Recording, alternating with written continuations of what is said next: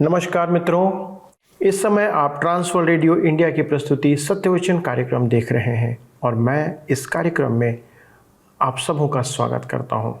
इस कार्यक्रम में हम अपने सृजनहार परमेश्वर के वचन का क्रमवार रीति से अध्ययन करते आ रहे हैं। परमेश्वर के पास हमारे जीवन के प्रति एक निश्चित उद्देश्य है। हम में से कोई भी बिना उद्देश्य के इस संसार में पैदा नहीं हुआ है। परमेश्वर चाहता है कि हम उन उद्देश्यों को जानें और उसके अनुरूप चलें, तो वह हमें उसका उत्तम प्रतिफल देगा। मनुष्य के लिए केवल यही आवश्यक है। पवित्र शास्त्र में इब्रानियों की पत्री परमेश्वर के उन उद्देश्यों को और योजनाओं को प्रकट करती है जो वह उस पर विश्वास करने वालों के ऊपर प्रदर्शित करता है, जिसे हम इन दिनों विस्तार पूर्वक अध्ययन कर रहे हैं। परमेश्वर के वचन में जो कुछ लिखा है वह सब आपके लिए और मेरे लिए है। जितना अधिक हम उसके वचन का अध्ययन करते हैं उतना अधिक हम उसका आदर करेंगे, और जितना अधिक हम उसका आदर करेंगे उतना अधिक हम उसकी इच्छा को पूरी करेंगे, और जितना अधिक हम उसकी इच्छा को पूरी करेंगे उसके प्रति हम अपने विश्वास और भक्ति में बढ़ते चले जाएंगे और बनाए रखेंगे। परमेश्वर अपने भक्त और विश्वासी जनों को सदा स्मरण रखता है। बाइबल में ऐसे बहुत से लोग हैं जिन्होंने अपने विश्वास का उपयोग कर वह प्रतिफल पाया जिसकी हम कल्पना भी नहीं कर सकते, और ना उन्होंने कभी अपेक्षा की थी। वे हमारे समान साधारण लोग थे, लेकिन आज वे विश्वास के नायकों की सूची में शामिल किए गए हैं। परमेश्वर के प्रति विश्वास योग्यता ने उनको असाधारण व्यक्ति बना दिया। ये सारे लोग इब्रानियों 11 अध्याय में इसलिए सूचीबद्ध किए गए हैं कि हम भी परमेश्वर में विश्वास के प्रति विश्वास योग्य बने, आप भी और मैं भी। आज हम इनमें से 2 साधारण लोगों के असाधारण विश्वास को देखेंगे और अध्ययन करेंगे कि इनके जीवन में क्या विशेषताएं थी और हमारे लिए वे क्या आशा छोड़कर गए हैं। आइए हम हाबिल और हनोक इन दोनों के विश्वास को देखें कि वे किस प्रकार विश्वास के द्वारा धर्मी ठहरे, अर्थात परमेश्वर को ग्रहण योग्य ठहरे। आइए अपने अध्ययन को आरंभ करें। प्रिय मित्रों, जैसा कि आप सब जानते हैं कि हम इन दिनों इब्रानियों की पत्री से अध्ययन कर रहे हैं। पिछले अध्ययन में हमने विश्वास के बारे में देखा और आज भी हम उस अध्ययन को आगे बनाए रखेंगे। हम देखेंगे हाबिल का विश्वास। हाबिल के द्वारा परमेश्वर ने एक मानदंड स्थापित कर दिया कि उसके निकट आने का एकमात्र आधार विश्वास है, और उद्धार पाना प्रभु यीशु में विश्वास के द्वारा है। अब्राहम ही ने प्रभु के दिन को देखकर आनंद नहीं किया, परंतु हाबिल ने भी किया था। हम इब्रानियों की पत्री 11 अध्याय उसके 4 पद में पढ़ते हैं।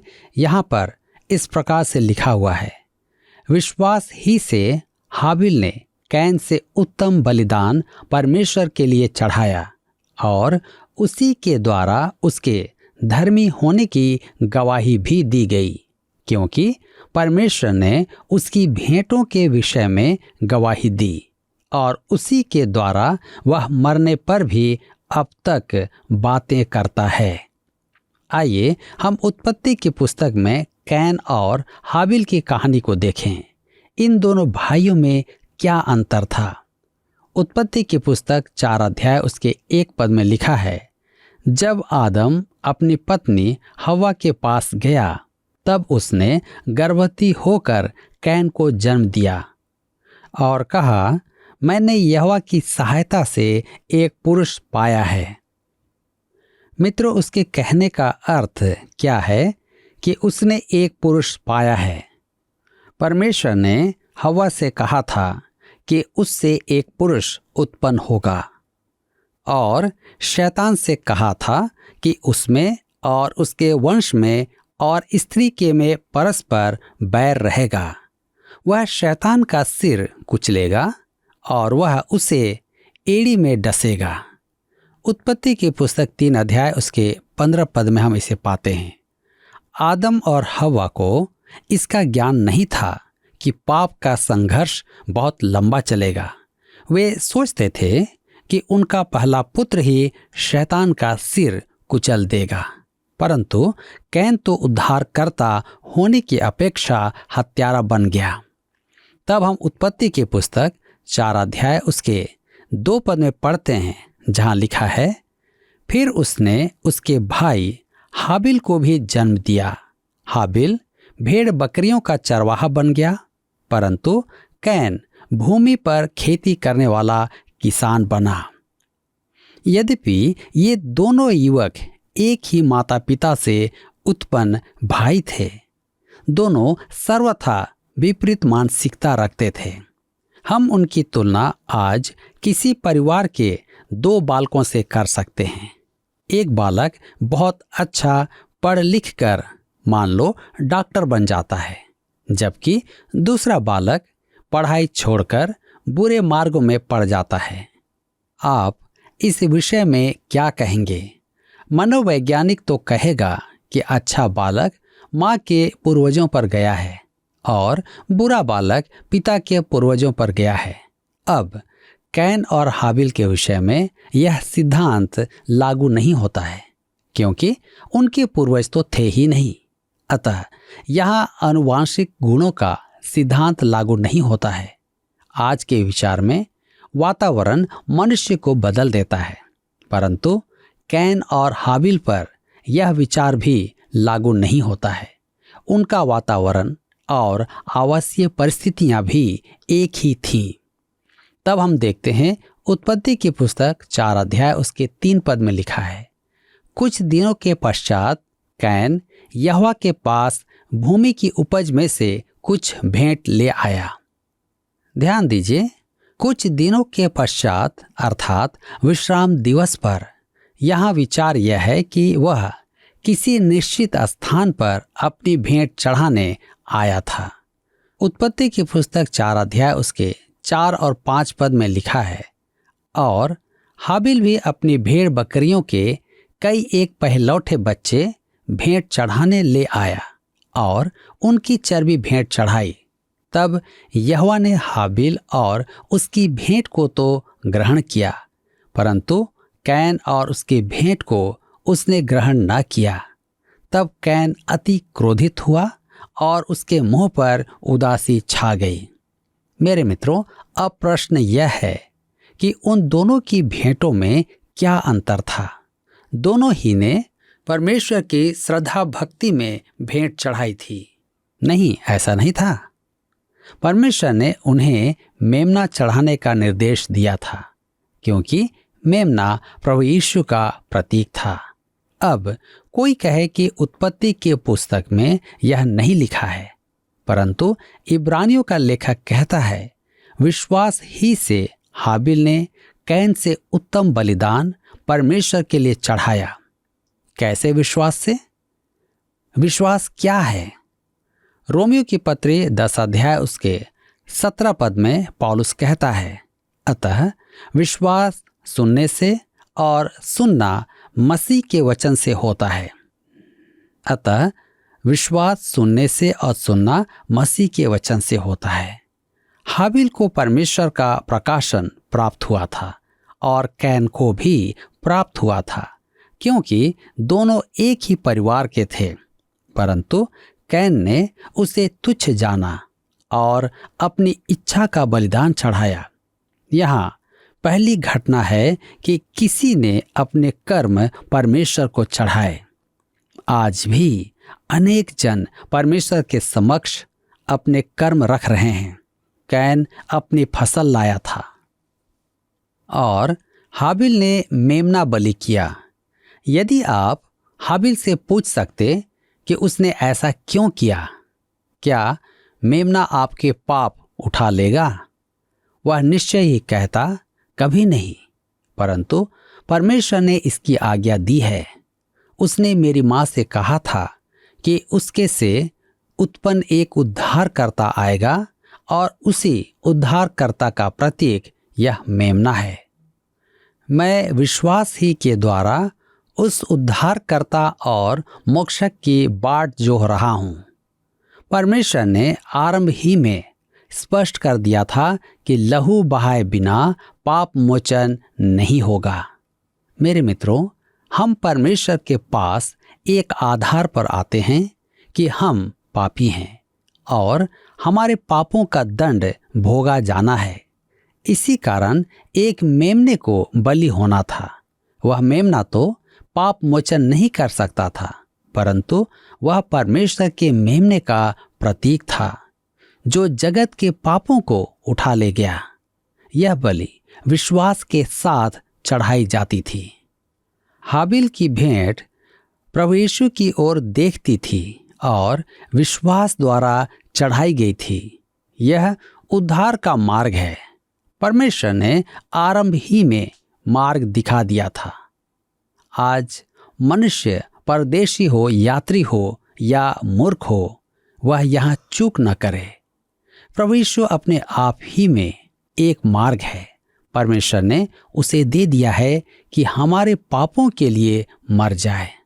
मेरे मित्रों, यही कारण है कि हाबिल हमें विश्वास का मार्ग दिखाता है, लहू के छिड़काव का मार्ग जो प्रभु यीशु है।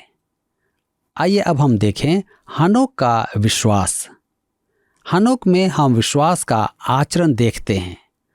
प्रभु के द्वारा परमेश्वर के पास आकर आपको उसकी संगति का जीवन जीना है। अतः विश्वासी का जीवन अति महत्वपूर्ण हो जाता है।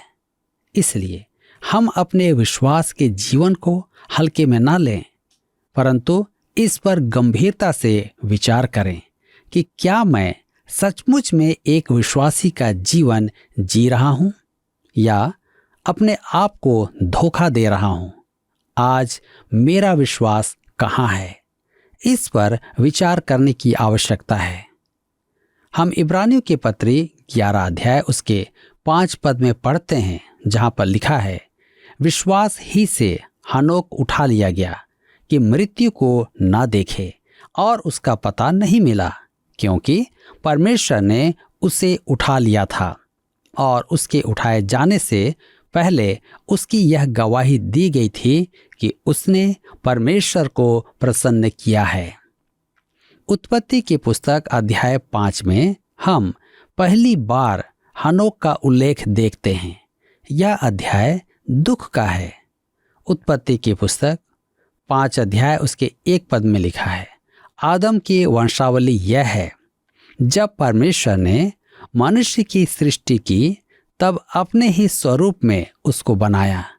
लिखा है कि आदम जब 130 वर्ष का था तब शेत उत्पन्न हुआ और आदम मर गया। शेत के एक पुत्र उत्पन्न हुआ और वह भी मर गया। आदम में सब मरते हैं। समयों से ऐसा ही होता रहा है। उत्पत्ति की पुस्तक अध्याय 5 एक प्रकार से कब्रिस्तान में विचरण करना और कब्रों पर लिखे लेख पढ़ना है। आज भी कहानी का रूप वही है। मनुष्य आज भी मरता है। अनंत काल की तुलना में मनुष्य का जीवन क्या है? उत्पत्ति की पुस्तक 5 अध्याय उसके 19 से 24 पद में लिखा है, हनोक के जन्म के पश्चात एरेद 800 वर्ष जीवित रहा और उसके और भी बेटे बेटियां उत्पन्न हुई। इस प्रकार एरेद की कुल आयु 962 वर्ष की हुई। तत्पश्चात वह मर गया। जब हनोक 65 वर्ष का हुआ तब उससे मतुशेलह का जन्म हुआ। मतुशेलह के जन्म के पश्चात हनोक 300 वर्ष तक परमेश्वर के साथ साथ चलता रहा और उसके और भी बेटे बेटियां उत्पन्न हुई। इस प्रकार हनोक की कुल आयु 365 वर्ष की हुई। हनोक परमेश्वर के साथ साथ चलता था, फिर वह लोप हो गया क्योंकि परमेश्वर ने उसे उठा लिया। मेरे मित्रों, यह हनोक की कहानी है। उत्पत्ति की पुस्तक 5 अध्याय में वंशावलियों का एक निश्चित क्रम है। वहां लिखा है कि उनके पुत्र पुत्रियां उत्पन्न हुए, परंतु उनके बारे में कुछ नहीं। बस एक पुत्र का नाम लिया गया है। येरेद के पुत्र उत्पन्न हुआ जिसका नाम हनोक था। लिखा है कि हनोक 65 वर्ष का हुआ तब उसके एक पुत्र मतुशेलह उत्पन्न हुआ। संभवतः मतुशेलह उसका पहिलौठा था। मतुशेलह के जन्म के बाद हनोक परमेश्वर की संगति में चलने लगा। निश्चय ही मतुशेलह के जन्म से पूर्व वह परमेश्वर की संगति में नहीं था। मित्रों, यह अति संभव है कि उस समय उसका जीवन उदासीन और पाप में था। मतुशेलह को देखकर हनोक को अपने उत्तरदायित्वों का बोध हुआ और उसका जीवन बदल गया। अब वह परमेश्वर की संगति में चलने लगा।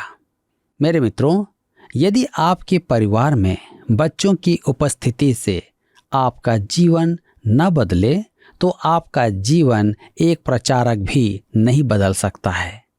बच्चों में परमेश्वर की इच्छा प्रकट होती है जबकि वे बोल नहीं पाते हैं। वे परमेश्वर का संदेश लेकर आते हैं। इसी प्रकार मतुशेलह ने हनोक का जीवन बदल दिया।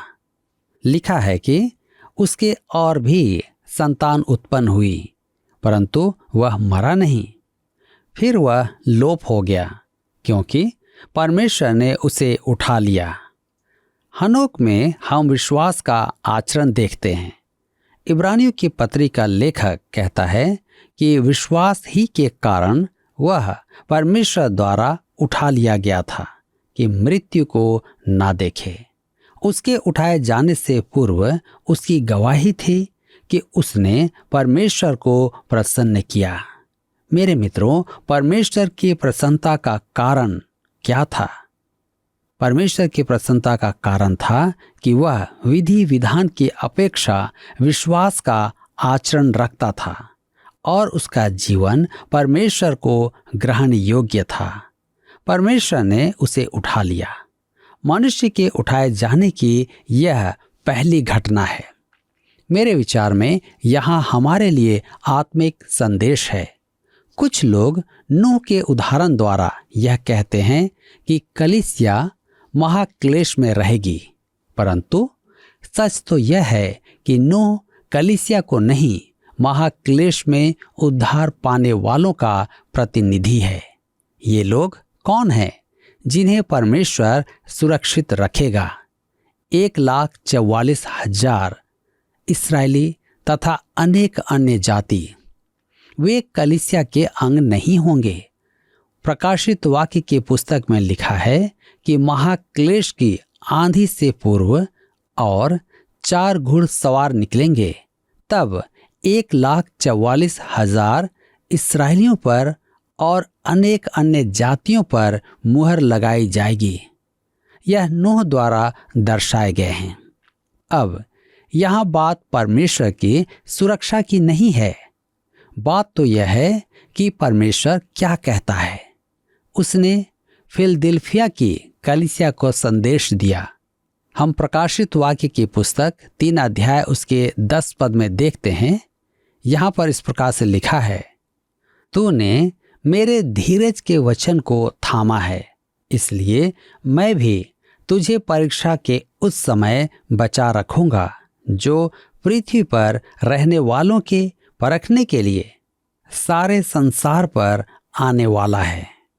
मेरे मित्रों, यह कौन सा समय होगा? बाइबल में एक ही ऐसे समय का उल्लेख है, महाक्लेश का समय।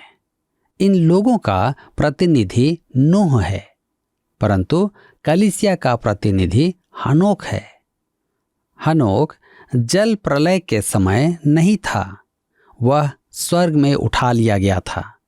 परमेश्वर चाहता तो वह उसे नूह के साथ नौका में सुरक्षित रखता, परंतु उसने उसे उठा लेना उचित समझा।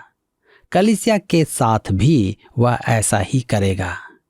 मेरे मित्रों, मुझे ऐसा विश्वास है कि आप सब इन बातों को गंभीर रीति से समझ रहे हैं, क्योंकि महाक्लेश अर्थात सताव का समय जो मनुष्यों के लिए बहुत ही भयानक होगा। ऐसे कठिन समय में विश्वासी अर्थात कलीसिया नहीं होगी, क्योंकि वे हनोक जो उसका प्रतिनिधि है उठा लिए जाएंगे। आज मुझे और आपको भी इस विषय को जानने और सीखने की आवश्यकता है कि हम इसकी गंभीरता को समझ सकें कि क्या हम उस महाक्लेश में रहना चाहते हैं या हम कलीसिया के रूप में उठा लिए जाना चाहते हैं। मेरे मित्रों, मुझे विश्वास है कि आज के इस वचन के द्वारा आपने अपने आत्मिक जीवन में अवश्य ही लाभ प्राप्त किया है। प्रभु आप सबको बहुतायत से आशीष दे। पिछले प्रश्न का उत्तर है डी 11 का 1। बाइबल के आधार पर विश्वास की परिभाषा इब्रानियों 11 का 1 में दी गई है। अब विश्वास आशा की हुई वस्तुओं का निश्चय और अनदेखी वस्तुओं का प्रमाण है। आज का प्रश्न है, किसने विश्वास के द्वारा उत्तम भेंट चढ़ाया जो प्रभु यीशु की ओर इशारा करता है? ए कैन, बी हाबिल, सी आदम, डी नूह। मित्रों, इस प्रश्न का उत्तर हमें कल सुबह 6 बजे से पहले विकल्प ए, बी, सी या डी के साथ अपना नाम, पता, स्थान के साथ 9651433397 पर SMS या WhatsApp करें। सभी विजेताओं को विशेष पुरस्कार प्रदान की जाएगी। धन्यवाद। क्या आपको यह कार्यक्रम पसंद आया?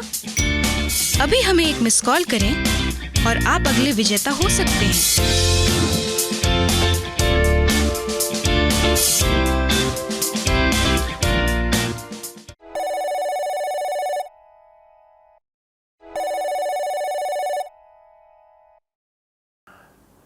प्रिय मित्रों, क्या आपको ऐसा नहीं लगता कि आपका इस अध्ययन माला में होना परमेश्वर की योजना का एक भाग या हिस्सा है? परमेश्वर चाहता है कि आप विश्वास के द्वारा उसको स्पष्ट रूप से देखें, इसलिए आप आज इस कार्यक्रम का हिस्सा हैं। हमने देखा कि हाबिल विश्वास के नायकों में पहला व्यक्ति था जिसमें हमारे लिए विश्वास का एक मार्ग है, और हम हनोक को देखें जो हमारे लिए विश्वास का एक कदम है। कैन और हाबिल में यह अंतर है कि हाबिल ने परमेश्वर के बताए मार्ग पर विश्वास किया, लेकिन कैन इसके प्रति लापरवाह बना रहा। हम में से कई लोगों का यही जीवन है, हम लोगों के जीवन की यही समस्या है, जिसके कारण हम परमेश्वर की उपस्थिति का आनंद नहीं ले पाते हैं।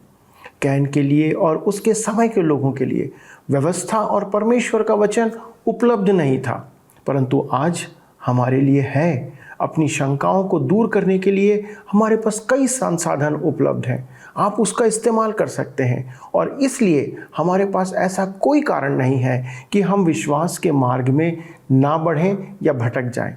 हमारा विश्वास के मार्ग में बढ़ना और विश्वास के डग या कदम को लेना या कदम बढ़ाना भविष्य में क्या ही उत्तम दिन और प्रतिफल को प्रकट कर सकता है, क्योंकि हनोक उन सब लोगों का प्रतिनिधित्व करता है जो आज मसीह में सच्चा विश्वास करते हैं। उसके विश्वास के कारण जो उसने एक समय किया था वह स्वर्ग पर उठा लिया गया। आप सब जानते हैं परमेश्वर का वचन उन सब के लिए जो यीशु के बलिदान पर विश्वास करते हैं, उसने उनके लिए लहू बहाया है, और पाप के लिए नहीं परंतु यीशु की धार्मिकता के लिए जीवन जीते हैं। एक दिन वे सब बादलों पर उसके साथ उठाए जाएंगे। ये प्रत्यक्ष रूप से एक दिन होगा। कई लोग सोचते होंगे कि यह कैसे होगा। परमेश्वर ने हनोक को जीते जी उठा लिया। बाइबल में और अन्य उदाहरण हमें मिलते हैं जो इस बात को प्रमाणित करते हैं। यीशु स्वयं जी उठा और उस पर विश्वास करने वालों के जी उठने और उठा लिए जाने की प्रतिज्ञा परमेश्वर का वचन हमसे करता है। परमेश्वर ने बाइबल में वर्णित हर प्रतिज्ञा को पूरा किया है, पर इसका पूरा होना अभी बाकी है। इसलिए यदि आज आप इस बात पर विश्वास करते हैं और यीशु के पास आते हैं, तो इस योजना या प्रतिज्ञा का हिस्सा आप भी बन जाएंगे। आइए मित्रों, हम प्रार्थना करें कि हम अपने जीवन में ऐसे ही विश्वास को प्रकट करें। यदि आपके पास कोई प्रश्न है, कोई प्रार्थना निवेदन है, तो आप हमारे को लिख भेजें, चाहे SMS के द्वारा, फ़ोन के द्वारा या पत्र के द्वारा, हम उसके लिए निरंतर प्रार्थना करेंगे। आइए हम प्रार्थना करें।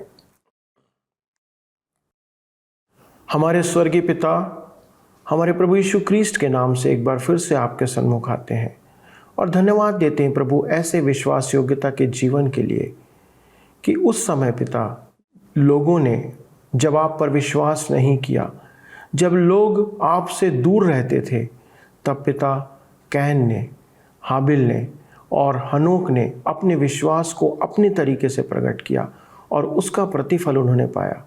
पिता परमेश्वर, हम धन्यवाद देते हैं हाबिल और हनोक के बलिदानों के लिए और उनके विश्वास के लिए, जिसके द्वारा से उन्होंने विश्वास के उत्तम प्रतिफल को प्राप्त किया। पिता, हम प्रार्थना करते हैं आज हमारे सभी दर्शकों के लिए जिन्होंने ये निर्णय लिया कि वे विश्वास की उत्तम कुश्ती लड़ेंगे, वे विश्वास के एक उत्तम प्रदर्शन को प्रदर्शित करेंगे, उनके लिए हम प्रार्थना करते हैं आप उनकी सहायता करें। पिता, हम आज विशेष तौर से उन विषयों के लिए प्रार्थना करना चाहते हैं जब हमारे दर्शकों ने ये निवेदन किया है कि हमारे जो बच्चे और जवान इन दिनों वचन का अध्ययन कर रहे हैं, जो बाइबल कॉलेजेस में पढ़ रहे हैं, पिता परमेश्वर अपने आत्मा का वरदान उन्हें दें कि पिता जो वचन की शिक्षा वो इन दिनों प्राप्त कर रहे हैं वो केवल उनके दिल दिमाग तक नहीं परंतु उनके हृदय तक जाने पाए, एक दर्शन के साथ पिता वो वहाँ से निकलने पाए। इसलिए हम सारे अपने उन संस्थानों के लिए प्रार्थना करते जहाँ पर वचन की शिक्षा दी जा रही है, शिक्षकों के लिए और शिष्यों के लिए, कि पिता एक मजबूत संबंध के साथ आपके वचन की शिक्षा दी जाए और वे वहाँ से निकलकर आपके वचन की सेवा करने वाले उत्तम दासों के रूप में गिने जाए। पिता, हम उन सब लोगों के लिए धन्यवाद देते जो आज हमारे साथ इस कार्यक्रम में शामिल हैं, उनकी हर एक मनोकामना को आप पूरी करें और यदि कोई धन्यवाद का विषय है तो उनके धन्यवादी हृदय को ग्रहण करें और पिता यदि वे किसी कारण दुखित हैं तो प्रभु उनके क्लेश को आप हर लें। इस प्रार्थना को हमारे प्रभु यीशु ख्रीस्ट के नाम से मांगते हैं, आमीन। मित्रों, मैं आपको फिर से याद दिलाना चाहूँगा कि 18 सितंबर 2022 को हमारा बाइबल क्विज इब्रानियों की पत्री पर आधारित किया गया है। मैं विश्वास करता हूँ कि आपने इसमें पंजीयन करा लिया होगा और आप इस अध्ययन के द्वारा इसकी तैयारी कर रहे हैं। यदि आपको इस संबंध में और कोई सूचना चाहिए, कोई सहायता चाहिए तो आप हमारे नंबर पर संपर्क करें, लेकिन प्लीज़ एक मिस कॉल और एक फ़ोन कॉल के द्वारा इस बात को प्रकट करें कि आप हमारे साथ जुड़े हुए हैं। प्रभु आपको आशीष दे। धन्यवाद।